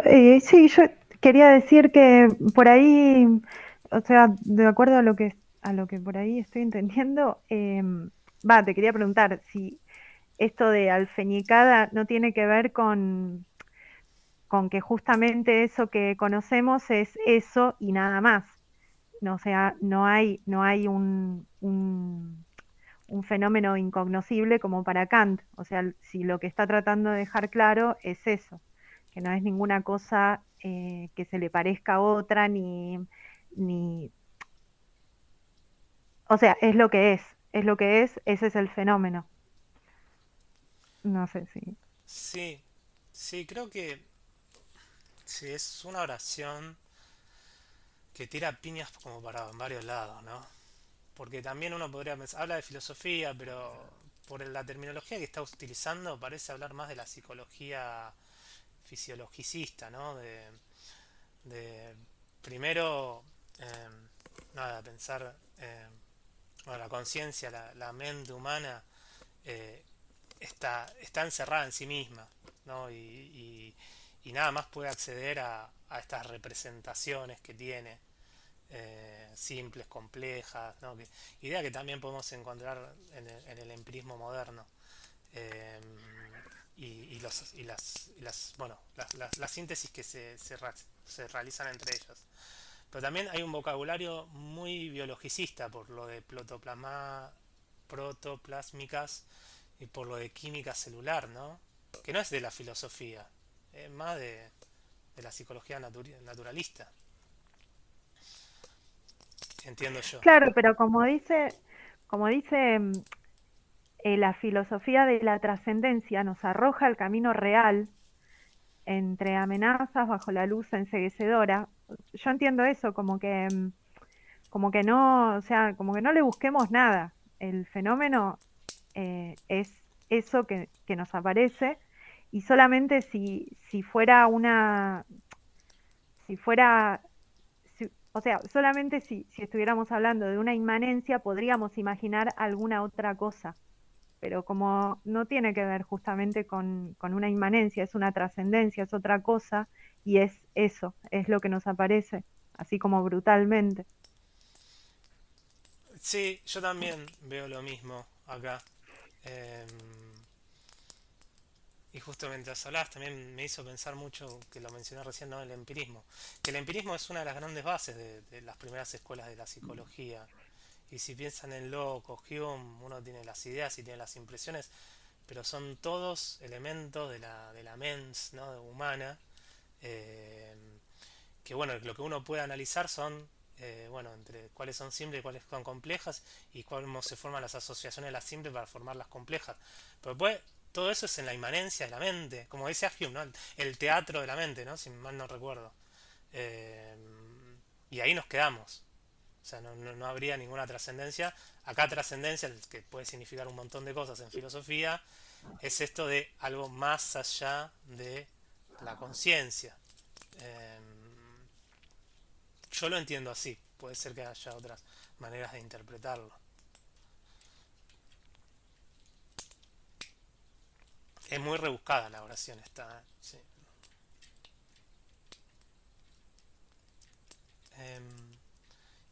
Y bueno, si alguien quiere agregar algo, me dice. Si no, avanzo, así podemos terminar quizá el artículo y ya en breve Zoom nos va a echar y podemos terminar con esta primera clase. Antes he hablado del conocimiento para hacerme entender mejor. La filosofía francesa que nos ha formado no conoce ya apenas más que la epistemología. Pero para Husserl y los fenomenólogos, la conciencia que adquirimos de las cosas no se limita a su conocimiento. El conocimiento o pura representación no es sino una de las formas posibles de mi conciencia de este árbol. Puedo también amarlo, temerlo y odiarlo, y ese excederse de la conciencia a sí misma, a la que se llama intencionalidad, se vuelve a encontrar en el temor, el odio y el amor. Odiar a otro es una manera más de estallar hacia él, es encontrarse de pronto frente a un desconocido del que se ve y se sufre ante todo la cualidad objetiva de aborrecible. He aquí que de repente esas famosas reacciones subjetivas que flotaban en la salmuera maloliente del espíritu se separan de él. No son sino maneras de descubrir el mundo. Son las cosas que se nos revelan de pronto como aborrecibles, simpáticas, horribles o amables. Es una propiedad de la máscara japonesa el ser terrible. Una propiedad inagotable e irreductible que constituye su naturaleza misma, y no la suma de nuestras reacciones subjetivas ante un trozo de madera esculpido. Husserl ha reinstalado el horror y el encanto en las cosas. Nos ha restituido el mundo de los artistas y los profetas, espantoso, hostil, peligroso, con puertos de gracia y de amor. Ha preparado el terreno para un nuevo tratado de las pasiones que se inspiraría en esa verdad tan sencilla y tan profundamente desconocida por nuestros refinados. Si amamos a una mujer es porque ella es amable. Nos hemos liberado de Proust y al mismo tiempo de la vida interior. Así sigue pegando Sartre. En vano buscaremos como a miel, como un niño que se besa el hombro, las caricias, los mimos de nuestra intimidad, porque en fin de cuentas todo está fuera, todo, inclusive nosotros mismos. Fuera, en el mundo, entre los demás, no es no sé qué retiro donde nos descubriremos, sino en el camino, en la ciudad, en la muchedumbre, como una cosa entre las cosas, un hombre entre los hombres. Bueno, antes de hacer la interpretación de este párrafo, les digo, nos quedan 9 minutos y medio. La clase que viene, lean la introducción del ser y la nada, que vamos a debatir sobre eso. Y bueno, y chusmeen el campus y todo lo que puse. Y vuelvan a leer con tranquilidad en la paz de su hogar. Ya están en sus hogares. Eh, este textito, ¿no? Sobre, bueno, que con quién, que es que como una presentación de Sartre como, bueno, con quiénes me opongo y qué es lo que busco y qué aliados encuentro, pese a que estos aliados los interpreto de cierta manera, ¿no? Bueno, comentarios sobre lo que acabamos de leer, que quieran compartir.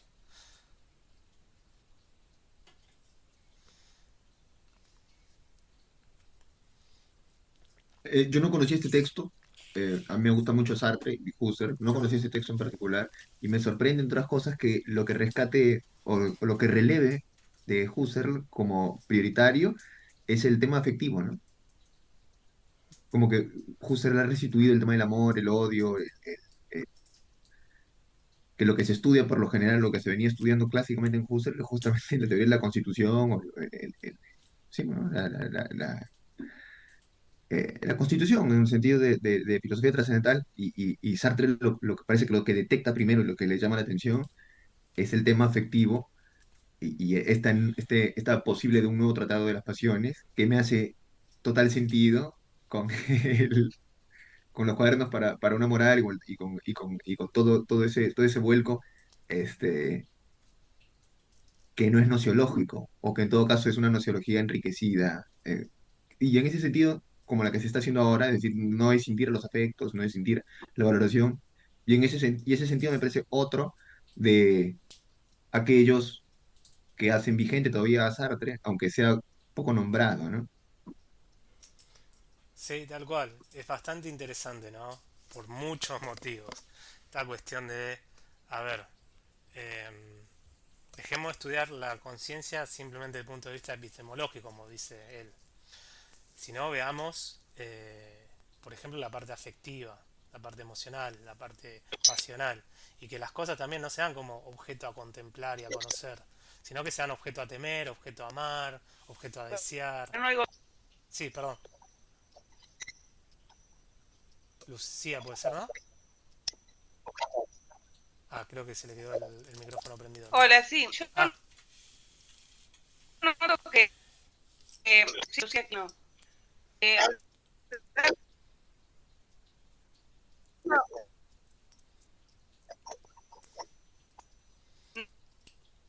no, te escucho pésimo, Lucía. No entendí. No no, sé si oye, hola, la escucha bien a ella. No, ¿no?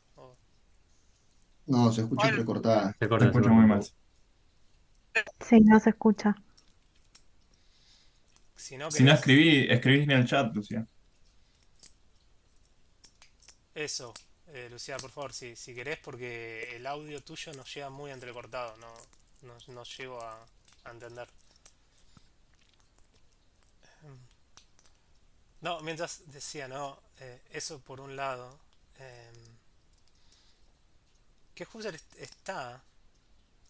eh, pero si pensamos en otro pensador eh, que abandona, ¿no? Este enfoque contemplativo, ¿no?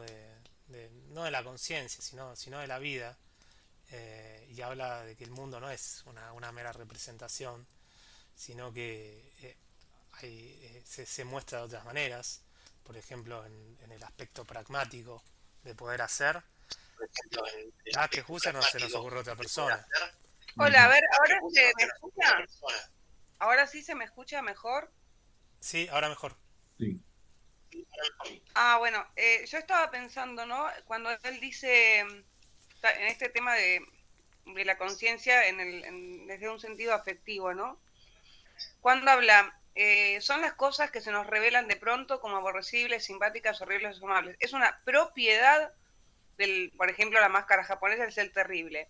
Amamos a una mujer porque ella es amable. O sea, más allá de lo epistemológico, él, no sé, me da la sensación de que se está haciendo al otro extremo de eliminar también en lo afectivo toda subjetividad. Le está atribuyendo, no sé, a una mujer que es amada por él, por ejemplo, la propiedad de ser amable, como si fuera algo general para todo el mundo. Y como si realmente no hubiera vida anterior y como si realmente desde el punto de vista subjetivo ya hasta, o sea, él intenta demoler hasta lo afectivo y no sé si se va un poco al extremo o se excede un poco. A mi parecer se excede. Sí, tal cual. No sé si Sí, tal cual. No demoler, sé si pero sí devolver, pero sí expulsar, ¿no? O proyectar. expulsar, no, proyectar. Creo que tengo mucho eco de tu Creo que tengo micrófono. mucho eco de tu micrófono. Ahí está. Sí, ahí está. Em, sí, esta otra vez el tema es una declaración de guerra contra la vida interior, contra la inmanencia. Entonces, en vez de entender el amor como un sentimiento puramente subjetivo e interno, lo proyecta al objeto. Pero este texto es muy cortito, así que tendríamos que complementar con otros. No habla de que, bueno, es una propiedad objetiva del objeto en el sentido de común para todos, obviamente. Es que una mujer sea amable es para el hombre o la mujer o eh, el sexo o género que quieran, que ama a esa mujer, ¿no? Eh, Hay una expulsión, ¿no? de elementos que tradicionalmente se, se ubican en la inmanencia, ¿no? Y eso en el ser y la nada se va a explicar mucho mejor y va a ganar mucho más forma cuando hable de lo que es el circuito de ipseidad, ¿no? De cómo la conciencia se descubre en el mundo, ¿no? Pero no se descubre dentro de sí misma, porque acá ya partimos que no tiene interior y esto es algo que se va a seguir sosteniendo, y en todo caso el ego es un objeto trascendente, tesis de la trascendencia del ego, pero sí que una emoción es una forma de aprender el mundo, ¿no? Eh, este amor yo lo encuentro en el mundo, lo encuentro en, por ejemplo, en la mujer que veo como amable, en la belleza de su rostro, de sus gestos, de sus movimientos, sus ideas, ¿no? Es más una, no sé si aniquilación o como dijiste, una demolición, sino una expulsión, si me explico bien.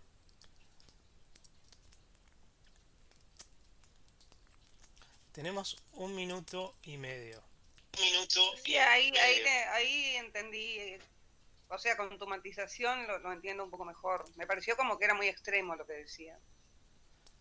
Sí, después si uno está de acuerdo con Sartre, Sí, no es después si otro uno está tema, de ¿no? acuerdo con Sartre, no es otro tema, ¿no? Pero hay que leer Pero cuál es su hay que intención, qué es lo que está intentando probar. Bueno, si alguien tiene algo que quiere seguir debatiendo, podemos volver a conectarnos, o si no, aprovechamos este último minuto, que fue una clase larga, yo estoy cansado y me imagino ustedes también, para hacer el cierre y la despedida. ¿Qué me dicen?